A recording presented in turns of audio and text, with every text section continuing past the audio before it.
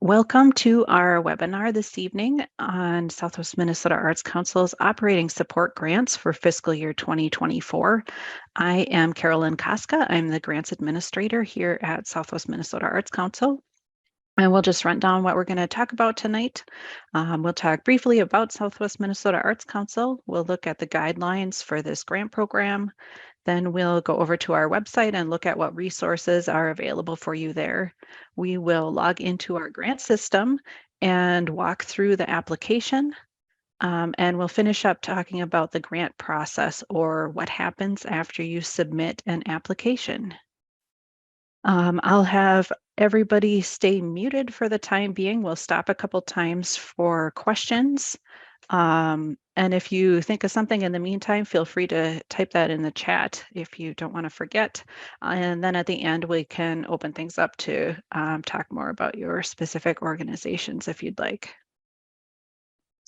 So Southwest Minnesota Arts Council, or SMOC, is a nonprofit organization committed to promoting and encouraging the development of the arts in the 18 counties of Southwest Minnesota by serving as a source of funds and technical services which enable local organizations, educational institutions, and individuals to sponsor, create, and promote the arts in their communities. Here is our region down in the southwest corner of the state. We are one of 11 regional arts councils that cover the whole state of Minnesota and work to get that state funding out into all the corners. So the majority of our funding does come from the state of Minnesota. We have an allocation from their general fund, but the bulk of it comes from the Arts and Cultural Heritage, or Legacy Fund. We also receive some funding from the McKnight Foundation that we use for our grants for artists, and from memberships and donations from around our region. And to be a little more specific about that region, that includes 18 counties, which are Big Stone, Chippewa, Cottonwood, Jackson, Candy, Ojai, Lac-qui-Parle, Lincoln, Lyon, McLeod, Meeker, Murray, Nobles, Pipestone, Redwood, Renville, Rock, Swift, and Yellow Medicine. And it also includes 2 tribal nations, Pajutazizi, Upper Sioux Community, and Chachayape, Lower Sioux Community. And we acknowledge that this region occupies the traditional, ancestral, and contemporary lands of the Dakota people. On to our grant program of the day, operating support. Our intent with this program is to strengthen and stabilize arts organizations, and we want to do that by supporting organizational goals and day-to-day operations, as opposed to just focusing on projects. And these are 2-year grants, and they work the best for organizations that have a building or an office or staff people. In order to apply, you need to be located and have your service area within our service region. Your mission statement needs to be focused clearly and solely on the arts. You need at least 2 years of completed arts programming and financials to be able to talk about. You also need current 501c3 status, and your total annual expenses need to be less than $174,000, which is the threshold for applying to the State Arts Board for operating support. We have 2 levels of funding depending on your budget size. If your budget is under $25,000 a year, you can request up to 35% of your average annual expenses for each of the 2 years. And then if your budget is from $25,000 up to $173,999, you can request up to 15% of your annual expenses for each of those 2 years. And something new that we're doing this year is that we are going to be dividing our available budget among all of the organizations who meet the scoring criteria. So you will likely end up getting a little less than what you request, depending on how many people apply. Some things to be aware of that are not eligible for these grants. If you're an organization that is eligible to receive operating support from the Minnesota State Arts Board, as we already mentioned, you can't use operating support funds as a match for other SMOC grant projects. If you are applying for a project grant while you have operating support, you can't include any prorated operating type costs in that project grant. So an example of that would be if, for instance, you were applying for all of your fall activities, you could not say, and then we'll cover so many months of our staff person for those fall activities. That would not be allowed. Also not eligible is new construction, purchase of real estate, or these funds going toward an endowment. We also can't fund projects that don't have an art focus, activities of a for-profit project, organization, or business, educational projects within a school system, activities that take place outside of Minnesota, since we are using state funds for this program. Also ineligible are activities for the religious socialization of participants or audiences, fundraising events, payments of debts that are incurred before the grant begins, and applicants that have past due final reports outstanding with us. This isn't specifically related to this grant, but also new this year, we are putting a limit on how much an organization can receive in grant funds from us over the course of 1 year, and that limit is $20,000 per year. However, that does not include your operating support. So you could apply for and receive up to $20,000 in project-related grants and still, on top of that, have your operating support funds. There are actually 2 deadlines involved with this program. The first is a pre-application financial statement, and that helps us determine how much you can request. That is due September 20th, and then the actual application is due October 25th. And both of those are due by 4:30 p.m. on those deadline days. And we talked about this being a 2-year grant, and those funding periods will be for year 1. That will cover from January 1st through December 31st of 2024, and year 2 will cover January 1st through December 31st of 2025.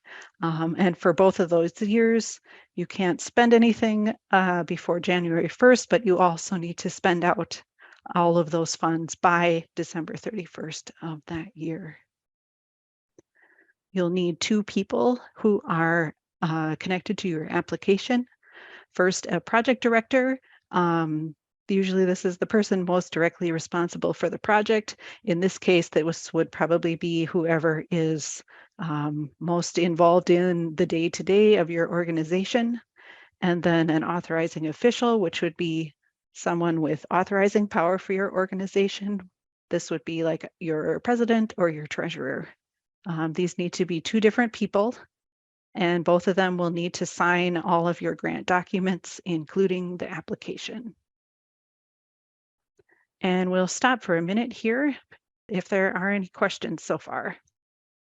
Feel free to either unmute or type something into the chat. All right, not hearing any questions at the moment. I think we will continue on, and we're going to head over to our website. We actually got a new website this summer, so some of the navigation on here might be new to you. So we're just going to go through where everything is located now. Everything that you need is going to be all under this grants tab, starting with our login to the grant system right at the top there. We're hoping that will be easier for people to get into that. And then we're going to go take a look at our grants for organizations. And here's our operating support. And right at the top here, we have a link to our guidelines. It's very important to take a read through this. We talked about some of the eligibility things this evening, but make sure to read through and see that you're not missing anything important. So that is available there. Then we've got all of the important dates you need to know. And then where it says register for workshop right here, when you come back in a few days after our workshop today, there'll be a video posted here of the workshop, so you can refer back to that. And then down at the bottom, we've just got some materials that you might need. Here's the form for that financial statement pre-submission that you need to do. That's also available within the application, so we'll take a look at it there. We've got the application questions in a Word document. Some people like to work on their draft in that first and then paste into the system later. And we've even got some final report questions if you want to get an idea of what you are getting yourself into. So we are going to head over to the grant system. If you have an account in the system already, you could go ahead and log in. If you are new to the system, you can create a new account here. If you're not sure if you or someone else from your organization already has an account in the system, just talk to us and we can get that figured out for you. But I'm going to go ahead and log in here.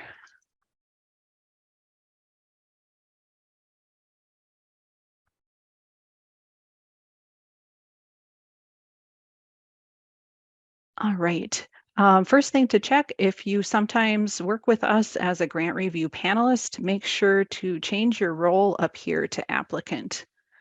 And then we'll come now to our applicant dashboard. This is where you will come into the system if you are returning, but if you are coming in for the first time, you'll go straight to this apply page. And we have listed here all of the grant programs that are currently open. Here's our operating support. If you'd like to just take a look at the application without actually starting anything, there's a preview button here. Otherwise, if you're ready to get started, you can click apply. So that's what we're going to do here. I'll point out a couple buttons as we get started. We have Google Translate embedded into the site. So if you need to work in a different language, you can click here and choose that language, and it will translate the interface and application questions for you, and you can go ahead and work in that language. We have our copy previous answers button. If you have done an application in the system before, you can choose a previous application to copy from, and it'll copy over any answers for questions that are the same between those two applications. So that can be a nice head start for you if you have worked in the system before. Then we have our collaborate button. And this allows you to invite someone else to work on the application with you. You would just put in their email address here and choose what level of permission you want to give them. And then you can put in the message, whatever it is you'd like them to do. Maybe you want them to just prove things for you. Maybe you want them to come in and add some budget information. And this is also great if you want somebody to come in and sign the application. So you would just fill this out and click invite. They will receive an email, and if they don't already have an account in the system, they'll only just need to create a password to come in here and start working. You'll start out filling in some basic information here, a project name, which you can just copy this and stick it right in there. The amount that you are requesting, and we're asking you to put in the amount per year, not the total amount over the 2 years. And that request can't be more than the amount that was approved in your pre-submission. And then we even tell you your project start and end dates, so that's easy to fill in. Then we've got some links to guidelines, scoring criteria, things again. And then you start out talking about your organization. We ask you to tell us your mission statement, brief history, and what kinds of programming you have, including any recent changes to that programming. Then we're looking at the artistic quality and merit of that programming. How does your organization define artistic excellence? And how does that play out in your programs? Who makes the artistic decisions? What process is used for those decisions? And then there's some space to provide some samples of your programming. So you've got some places to upload things along with some parameters and instructions to help you do that, as well as several link fields that you can use. Next, we are looking at your commitment to the community. So in this question, how does your organization feel a need in the community? How do you assess and respond to community needs? And then what support does your organization receive from the community in turn? Then we're asking you to think about who may be underserved or underrepresented in your community and how you connect them with your programming. So first, look at groups in your community that might be underserved or underrepresented. That could be based on things like race or ethnicity, language, socioeconomic level, gender, ability, etc. And if you need some more information about the demographics in your community, this Minnesota Compass is a great site. It's got a lot of data. Just gonna plug in a random community here and show you a little bit what's available for you there. You've got all kinds of information that you can check out, ages, races, and ethnicities. I will point out some of these things that say suppressed. Nothing to worry about there. It just means it's either a very small number or there's a larger margin of error with that statistic. But you can see that these do add up to a significant number, being that we've only got 90% white here. So that's what that suppressed means. Nothing to be worried about. You can look at disability status, housing, transportation, all kinds of great data that can give you a little better idea of your community. So once you've identified some of those groups, what are some specific things that you do as an organization to reach out to those groups so that they can participate in your activities?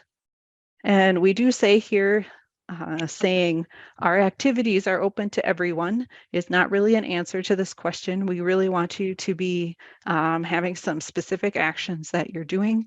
And there are some examples here. Big one is including members of that group in your planning. Maybe you're doing things like translating your marketing materials, providing transportation or childcare, lots of things to think about. But make sure you are able to talk about some actual specific things that you're doing. And then thirdly, looking more specifically at how you are serving those with disabilities and making sure how they are able to participate in your programming.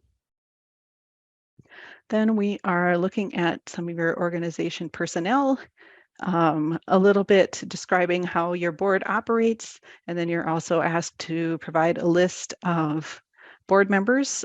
You can answer both of those in this text field, or you can upload a board member list here as well.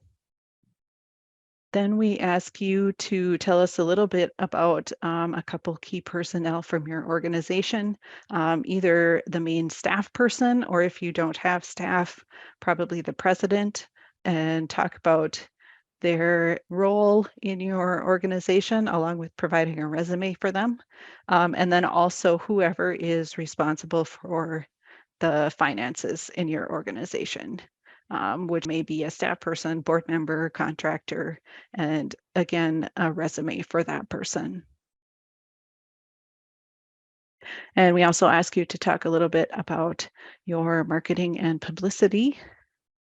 Then we're on to financial information, and we just want some information about how you operate financially. Do you do annual fundraising? What kind of financial planning are you doing? Who's involved with that? Things like that.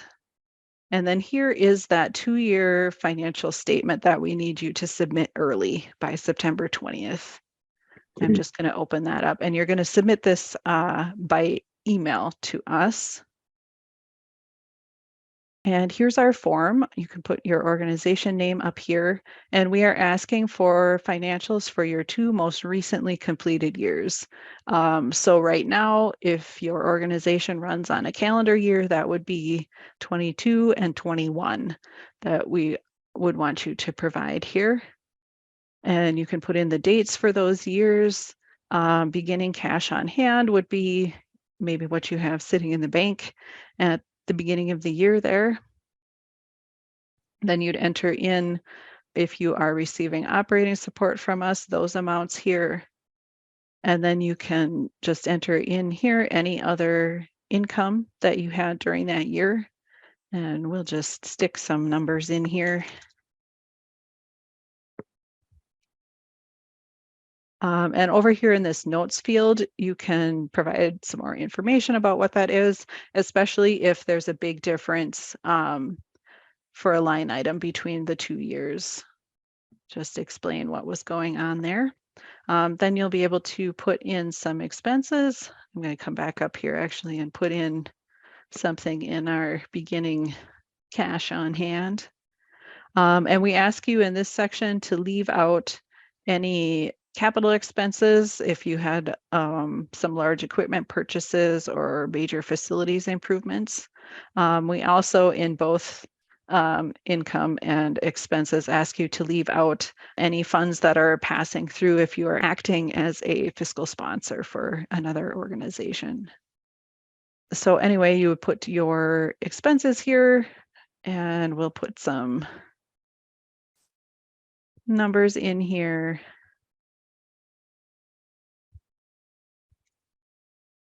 Just so we have some, and you'll see this is adding up for us. So you grab your year-end balance from the first year and stick that up at the top here.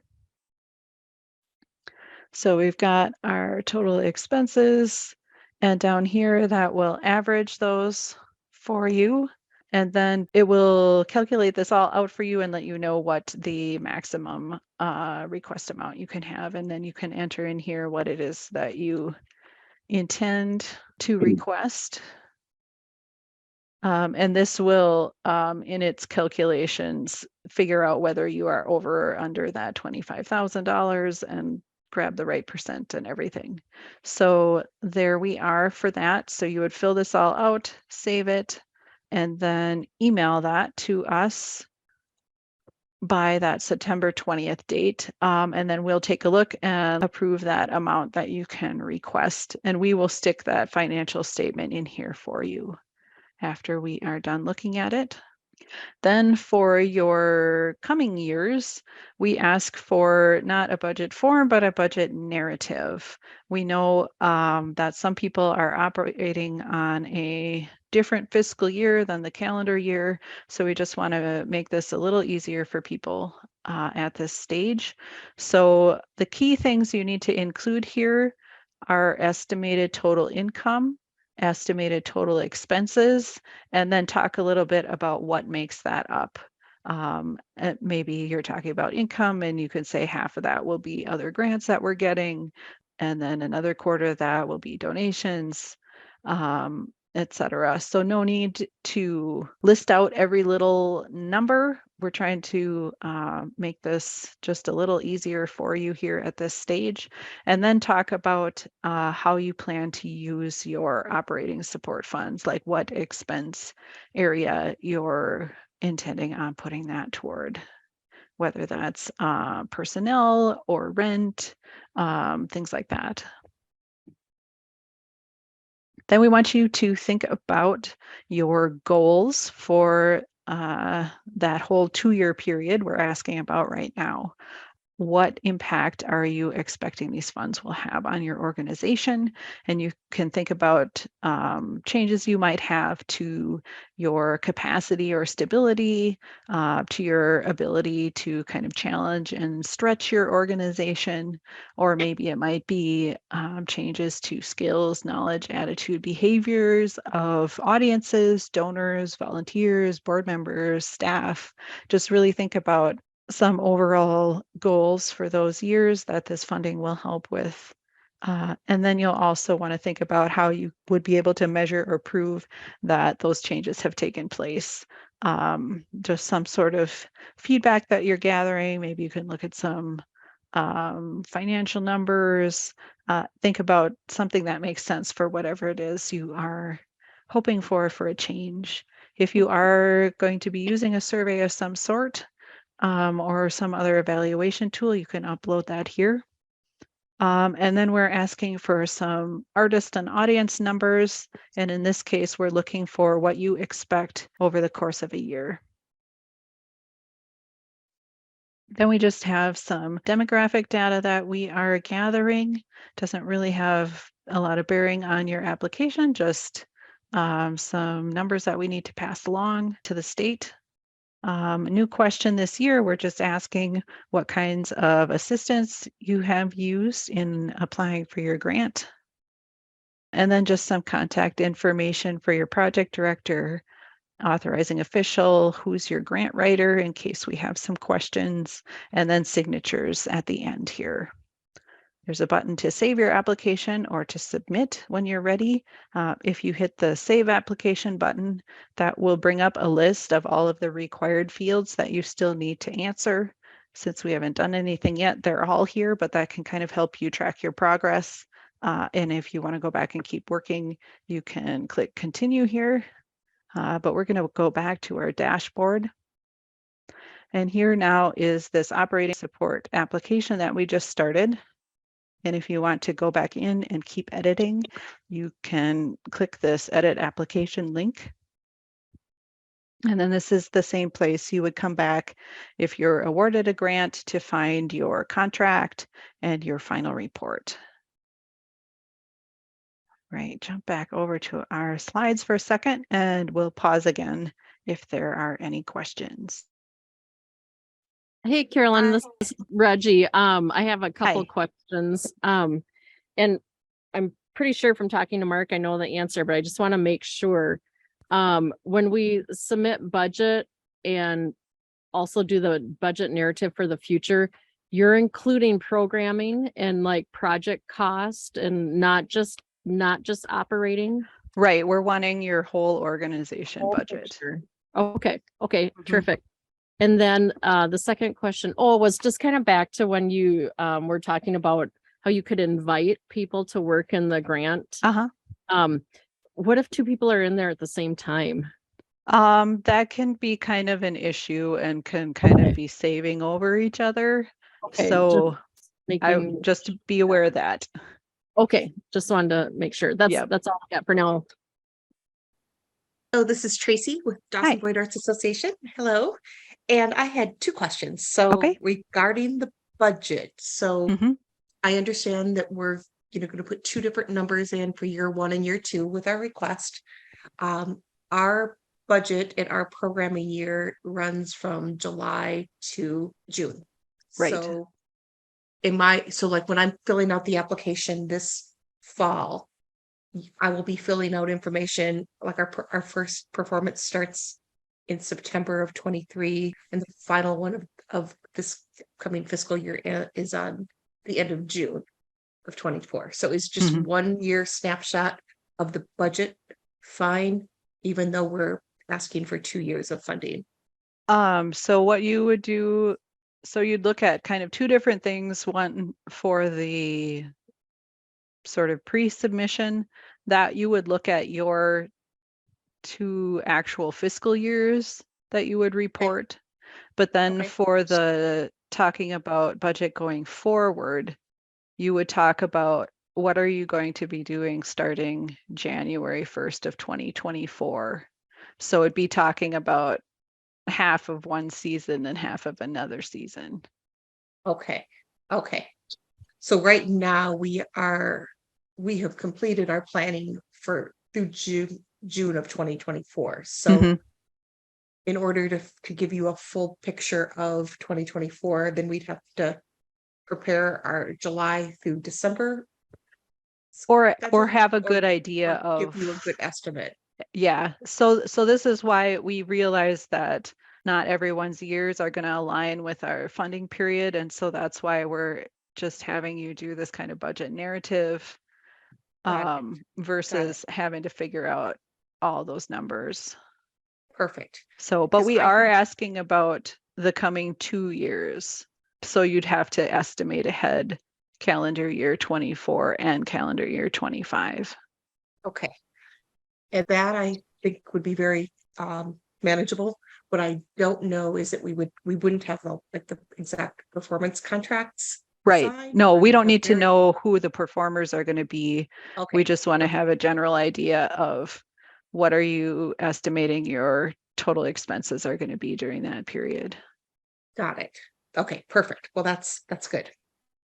Thank you. That's Mhm. very helpful. And then the second question is on a couple slides ago, you were showing the button to push to get history or get answers from past applications. So I understand that, Yep, the copy like, from previous applications. yes. So will I be able, so I'm new to putting these applications in. You've worked with Luann in the past, so I believe you've set it up so I'd have access to like all of our associations. archives. Yep, you should be able to see everything. But when you push that copy from previous applications, it'll bring up everything that the organization has applied for before. So Okay. you should be able to choose the past operating support application that Luann would have done to copy from. Perfect. Wonderful. I knew that she had made a big effort to to communicate and make sure that we could have that access. So that's good. Yeah. Yeah. Wonderful. And if for some reason that's not working, let me know and we can figure out how to get that to happen. Perfect. Appreciate it. That's Mhm. it for me for the moment. All right. Any other questions at the moment?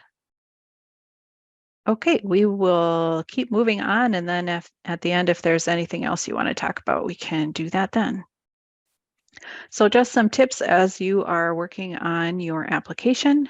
Make sure to read the guidelines and the criteria. Like I said, we just kind of did an overview tonight just to make sure you're not missing anything. Always good to start working on your application early, especially for this situation where you may need some board approval on budgets. Give yourself time to get some questions answered, things like that. And then also make sure to read and answer all of those questions fully in the application. You'll have seen that a lot of the questions had multiple sub-questions to them. So make sure that you are covering all of those. It can sometimes be easy to miss one of those points. Also, just keep answers nice and clear and concise. You can use everyday language, no need for any fancy grant terminology. Just write as if you were talking about this to someone. It's also good to assume that the grant reviewers don't know anything about your organization or your programs, so be careful about using acronyms without spelling out what they are or referring to programs without explaining them. So just pretend that they know nothing. We have different reviewers all the time from all around the region, so it is likely that they may not know anything about your organization. And finally, don't hesitate to contact us. We are here to help you. And some ways that you can get help. You can talk through things before you even get started on an application. We can answer questions that you have as you're working on the application. And then we also can review a draft of your application for you before you submit it. If you let us know about 2 weeks before the deadline, then we'll for sure have time to read through that and give you some feedback, let you know if you're missing anything, or if something sounds confusing, things like that. That's another good reason to start early, just so you have draft ready to take advantage of that opportunity. So what happens after you submit your application? The first thing is that SMOC staff will review it for eligibility and completeness. And if at that stage we find something missing or an eligibility concern, we will contact you and you'll have 48 hours to remedy that. And then at that point, that's kind of staff's last connection with your application. We don't have any say in what gets funded or not. We're really just here to help you through the application process. So at that point, the applications will go on to a panel of individuals from around our region, and they will read and score the applications based on the criteria for the program, which we'll look at in a second. And then their scores go to our board of directors who make the final funding decisions. So the criteria for this program that you will be scored on are the artistic quality and merit of your organization and programming. That is worth 34% of your score. Your commitment to the community, worth 22%. Your organizational stability and management, also 22%. And then the impact that these funds will have for your organization, also 22%. So if you look at that criteria document that we saw a link to earlier, it'll go into much more detail for each of these points. So you have a good idea of what the reviewers will be looking for. If you are awarded a grant, you will receive your year one grant funds in January of 2024 after you've filled out your contract. And all of those year one funds need to be spent out by the end of that first year. And then you'll fill out an interim report due March 1st of 2025. So you'll have 60 days after the end of the year to get that in. And then similarly for the second year, you'll receive your year two funds in January of 2025. Again, after you're filling out your contract, you need to spend all of those funds out by the end of the year. And then you'll have, again, 60 days after the end of the year until March 1st, 2026 to complete a final report. During the year, as you are doing your various programs, etc., you'll want to acknowledge the grant on your promotional things that you're doing. There'll be a credit line in your grant contract that you'll need to use, and you'll probably also need to use this Minnesota Legacy logo, and we will send all that information to you so you know what you need to do. With the operating support, this acknowledgement probably doesn't need to go on every single program thing that you're doing. Some just general acknowledgement is okay, but just to be aware that that is something you'll need to do. And that is all of the information I wanted to get through this evening. So I can open things up again if there's anything else you'd like to talk about. So Caroline, I have one more question kind of related to the first one. So, okay. So as I'm putting the budget together for the 2 years and, giving you estimates of kind of when dollars will be spent, but not knowing the exact programming for 2025, Mm-hmm. at what point in the process would I then submit, like a revised schedule, once contracts were signed, or do you want it? So really, we'll go with the estimate that you have for the first year, and then when you do your interim report, you'll be able to submit a revised budget narrative for the second year. Got it. Okay, that's good. Thank you. Mm-hmm. Anything else anybody would like to talk about? Any other questions? Carolyn, we don't have any more questions. Thank you very much for the webinar. Yeah, you're welcome. And if any of you think of anything else later on, feel free to contact me. Again, we're willing to take a look at application drafts, so contact us if you would like to do that. And don't forget the pre-application deadline of that financial information. Yeah. All right. Well, thanks for joining us tonight, everybody, and have a good evening.